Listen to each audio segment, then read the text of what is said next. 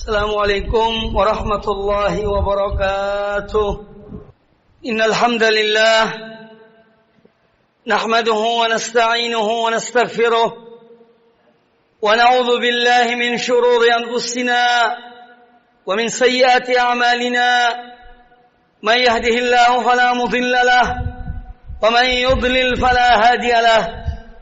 Wa asyhadu an la ilaha illallah wahdahu la syarika lahu. وأشهد أن محمدا عبده ورسوله يا أيها الذين آمنوا اتقوا الله حق تقاته ولا تموتن إلا وأنتم مسلمون يا أيها الناس اتقوا ربكم الذي خلقكم من نفس واحدة وخلق منها زوجها وبث منهما رجالا كثيرا ونساء واتقوا الله الذي تساءلون به والأرحام إن الله كان عليكم رقيبا يا أيها الذين آمنوا اتقوا الله وقولوا قولا سديدا يصلح لكم أعمالكم ويغفر لكم ذنوبكم ومن يطع الله ورسوله فقد فاز فوزا عظيما أما بعد فيا عباد الله أوصيكم وإياي نفسي بتقوى الله فقد فاز المتقون معاشر المسلمين. Sidang salat Jumat rahimakumullah. Pertama-tama, marilah kita senantiasa meningkatkan ketakwaan kita kepada Allah Subhanahu wa Ta'ala dan melaksanakan perintah-perintahnya dan menjauhi larangan-larangannya. Karena dengan melaksanakan atau dengan ketakwaan kepada Allah Ta'ala, Allah akan memberikan kepada kita jalan yang terbaik. Allah akan memberikan kepada kita jalan keluar dari kesulitan. Allah memberikan kepada kita rezeki dari tempat yang tidak diduga-duga. Sebagaimana Allah Azza wa Jalla berfirman, "Wa man yattaqillaha yaj'al lahu makhraja wa yarzuqhu min haitsu la yahtasib."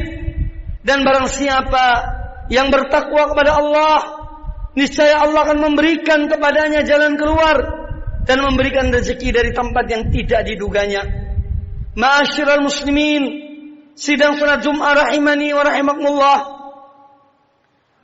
Hari-hari ini kita banyak mendengar setiap berita yang masuk kebanyakan dimulai dengan inna lillahi wa inna ilaihi raji'un.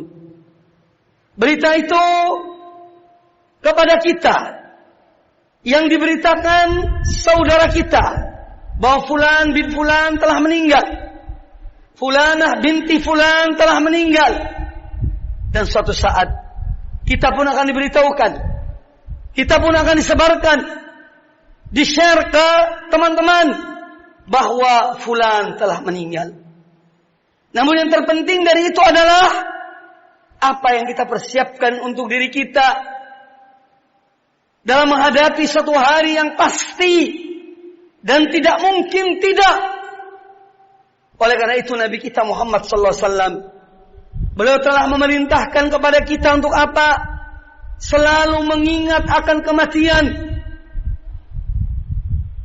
Aktsiru min dzikri hazimil ladzat, yakni al-maut. Perbanyaklah kalian mengingat akan kematian yang menghilangkan semua kelezatan. Hazimul ladzat, pelenyap kelezatan, yaitu al-maut. Maka dari itu sudah seyogianya, jangankan ada wabah, tidak ada wabah pun, seyogianya seorang mukmin senantiasa mengingat akan kematian, bahwa dia akan dipanggil oleh Allah Subhanahu wa Ta'ala. Dan yang terpenting adalah apa persiapan kita untuk menghadapi hari tersebut. Oleh karena itu Nabi kita Muhammad sallallahu alaihi wasallam menjadikan orang yang paling cerdas di antara orang-orang beriman adalah orang yang banyak mengingat kematian dan dia terbaik mempersiapkan untuk sesudah kematian. Kecerdasan dalam pandangan Islam bukan orang yang IQ-nya tinggi, tetapi orang yang banyak mengingat kematian dan dia senantiasa mempersiapkan untuk sesudah kematian. pada suatu ketika Abdullah bin Umar radhiyallahu anhu sedang duduk di masjid bersama Rasulullah sallallahu alaihi wasallam. Tiba-tiba datanglah seorang sahabat Ansar. Beliau mengucapkan salam kepada Nabi sallallahu alaihi wasallam. Lalu beliau bertanya, "Ya Rasulullah, ayyul mu'minina afdal?" Wahai Rasulullah, orang mukmin manakah yang paling afdal? Orang mukmin manakah yang paling mulia? Kata Nabi sallallahu alaihi wasallam, ahsanuhum khuluqan. Orang mukmin yang paling afdal adalah yang terbaik atau yang paling baik akhlaknya, yang paling baik budi pekertinya. Kemudian sahabat itu bertanya, wa ayyul mu'minina akyasu? Dan orang mukmin manakah yang paling cerdas wahai Rasulullah? Maka dijawab oleh Nabi sallallahu alaihi wasallam, aktsaruhum lil mauti dzikran wa ahsanuhum lima ba'dal mauti istidadan.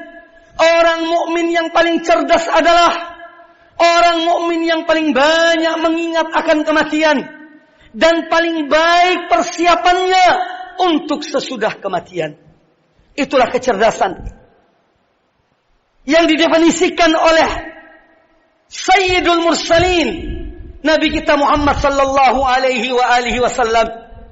Maka dari itu kaum muslimin sidang salat Jumat rahimani wa rahimakumullah, mari kita mengambil pelajaran dari setiap kejadian. Apa yang kita lihat dan kita saksikan, apa yang kita dengar dan kita saksikan, mari kita mengambil pelajaran. Ketika Allah Subhanahu wa taala menurunkan wabah kepada manusia di zaman kita ini sebagai peringatan bagi hamba-hambanya bahwasanya mereka adalah orang-orang yang lemah, tidak mempunyai kekuatan apa-apa. La haula wala quwata illa billah. Tidak ada daya dan kekuatan kecuali dengan pertolongan Allah Subhanahu wa taala. Allah menurunkan wabah ini agar manusia, khususnya kaum muslimin, tidak lupa akan akhirat, supaya dia mengetahui tentang dirinya dan mempersiapkan dirinya untuk sesudah kematian, agar dia bertobat pada Allah Subhanahu wa taala, kembali kepada Allah Subhanahu wa taala, karena Allah senang, Allah gembira ketika hamba-hambanya kembali kepada Allah Subhanahu wa taala, bertobat pada Allah Subhanahu wa taala.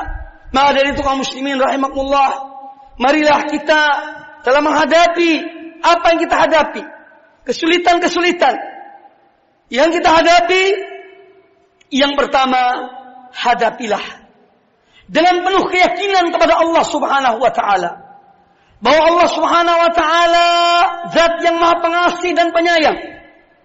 Allah Subhanahu wa taala tidak menzalimi hamba-hambanya. Allah Subhanahu wa taala menginginkan kebaikan bagi hamba-hambanya. Apabila kita berhusnudzan, berprasangka baik pada Allah taala, maka beban yang berat akan menjadi ringan.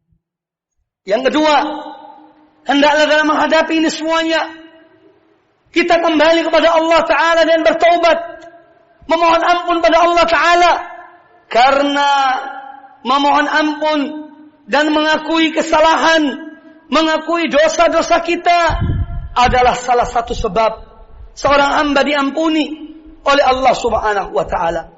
Makanya kita melihat contoh-contoh para nabi yang mana mereka manusia-manusia yang terpelihara, yang dijaga dan dipelihara oleh Allah taala. Mereka mengakui kesalahan mereka, mereka mengakui dosa mereka. Contohnya adalah Nabiullah Adam alaihissalam dan istri beliau Hawa. Mereka berdua berdoa dan dengannya Allah taala mengampuni dosa mereka. Rabbana zalamna anfusana wa illam taghfir lana wa tarhamna lanakunanna minal khasirin. Wahai Rabb kami, wahai Tuhan kami, sesungguhnya kami telah menzalimi diri kami, dan seandainya Engkau tidak mengampuni kami dan merahmati kami, tentunya kami akan termasuk orang-orang yang merugi. Nabiullah Musa alaihissalam, beliau mengatakan, Rabbi zalamtu nafsi faghfirli. Wahai Rabbku, sesungguhnya aku telah menzalimi diriku, maka ampunilah aku. Abu Bakar Siddiq radhiyallahu anhu bertanya kepada Rasulullah sallallahu alaihi wasallam, wahai Rasulullah, ajarkanlah kepada aku satu doa, satu kalimat yang aku ucapkan dalam salatku. Maka Nabi sallallahu alaihi wasallam mengatakan kepada Abu Bakar Siddiq, katakanlah, Allahumma inni zalamtu nafsi zulman katsira wa innahu la yaghfiru adh-dhunuba illa ant faghfir li maghfiratan min indik warhamni innaka antal ghafurur rahim. Maka Nabi SAW mengajarkan kepada Abu Bakar Siddiq agar beliau membaca di akhir salatnya sebelum salam, ucapkanlah Allahumma inni zalamtu nafsi zulman katsira, ya Allah, sesungguhnya aku telah menzalimi diriku dan kezaliman yang banyak. Wa innahu la yaghfiru adh-dhunuba illa ant, dan bahwasanya tidak ada yang mengampuni dosa kecuali Engkau, ya Allah. Faghfir li maghfiratan min indik warhamni, maka ampunilah aku dengan satu ampunan dari sisimu dan rahmatilah aku. Innaka antal ghafurur rahim, sesungguhnya Engkau zat yang Maha Pengampun lagi Maha Penyayang. Ma'asyiral muslimin, sidang salat Jumat rahimani wa rahimakumullah, sebagaimana kita pun dalam kondisi seperti ini, kita jangan menggampangkan masalah sebab. Walaupun sebab bukan segala-galanya, karena kembali kepada takdir Allah subhanahu wa ta'ala. Namun kita diperintahkan oleh Allah untuk melakukan sebab. Allah subhanahu wa ta'ala mampu untuk memancarkan air atau 12 mata air dari batu untuk 12 kabilah Nabi Bani Israel. Tetapi Allah tidak lakukan hal itu. Allah memerintahkan Musa alaihissalam, idrib bi'asaqal hajar, pukullah dengan tongkatmu akan batu itu, maka terpancarlah 12 mata air untuk setiap kabilah dari Bani Israel. Ini adalah pembelajaran dari Allah subhanahu wa ta'ala kepada kita untuk melakukan sebab. Kemudian yang kedua, atau contoh yang lain, Allah subhanahu wa ta'ala mampu untuk membelah laut, yakni untuk memisahkan, membuat jalan secara langsung dari Mesir ke Jazirah Arab atau ke Palestina. Tetapi Allah memerintahkan Nabi Musa alaihissalam untuk membelah atau memukulkan tongkatnya di laut itu. Lalu kemudian muncullah jalan yang dilalui oleh Nabi Musa dan Bani Israel kaumnya. Kemudian kita melihat pula contoh sebab, yaitu ketika Maryam binti Imran dalam keadaan hamil besar akan melahirkan putranya Isa bin Maryam. Beliau berteduh di bawah sebatang pohon korma, di bawahnya mengalir sebuah sungai. Lalu Allah mengatakan kepada Maryam, wahai Maryam, goyanglah pangkal pohon korma itu, niscaya akan menjatuhkan untukmu kurma-kurma yang matang. Seorang wanita hamil dalam keadaan perut besar yang akan melahirkan anaknya, kita bisa bayangkan kekuatannya, yakni beliau dalam keadaan lemah. Tetapi Allah menyuruh kepada Maryam binti Imran untuk menggoyang pohon korma itu yang demikian kokohnya agar menjatuhkan buah. Padahal Allah mampu untuk mengatakan kepada buah-buah korma itu, berjatuhanlah kalian, dekatilah kalian kepada Maryam. Allah berkuasa, tetapi Allah ingin mengajarkan kepada kita untuk melakukan sebab. Selebihnya kita serahkan pada Allah subhanahu wa ta'ala. Karena kita pun tidak boleh terlalu menggantungkan diri kita kepada sebab. Tapi melakukan sebab adalah sesuatu yang disyariatkan oleh agama kita. Maka dari itu, dari mereka para ahli yang menganjurkan kita untuk melakukan sebab-sebab, yang dengan sebab-sebab itu insya Allah akan menjaga kita, melindungi diri kita dari wabah. Ini sesuatu yang patut dan harus kita lakukan. Dan demikian, kalaupun Allah takdirkan seorang setelah dia melakukan sebab, Allah takdirkan dia terkena wabah, maka itu adalah urusan Allah subhanahu wa ta'ala. Masyarul muslimin sidang salat Jumat rahimakumullah. Yang terakhir, marilah kita memperbanyak Berdoa mohon pada Allah Azza wa Jalla. Karena Allah Subhanahu wa taala yang memerintahkan kita untuk berdoa. Ud'uni astajib lakum. Mohonlah kalian kepada aku, berdoalah kalian kepada aku. Niscaya aku akan memperkenankan permohonan kalian. Maka ujian ini di antara hikmahnya adalah supaya hamba-hamba Allah, kaum mukminin memperbanyak mendekatkan diri pada Allah Ta'ala, memperbanyak menyeru pada Allah Subhanahu wa Ta'ala, dan mengakui akan keagungan dan kebesaran Allah Subhanahu wa Ta'ala. Semoga Allah Azza wa Jalla memberikan kepada kita jalan keluar terbaik dan menjadikan kita di antara hamba-hamba yang bersabar dalam setiap ujian yang Allah berikan kepada kita. Aqulu qouli hadza wa astaghfirullah li wa lakum fastaghfiruhu innahu wal ghafurur rahim.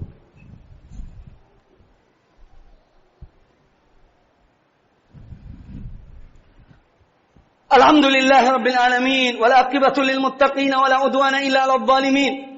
Wassalatu wassalamu ala asyrafil anbiya'i wal mursalin wa ala alihi washabihi ajma'in. Ma'asyiral muslimin, sidang salat Jumat rahimani wa rahimakumullah. Kita berdoa dan mohon pada Allah Azza wa Jalla agar Allah Subhanahu wa taala menyembuhkan orang-orang yang sakit di antara kita kaum muslimin. Demikian pula Allah mengampuni orang-orang yang telah dipanggil oleh Allah Subhanahu wa taala.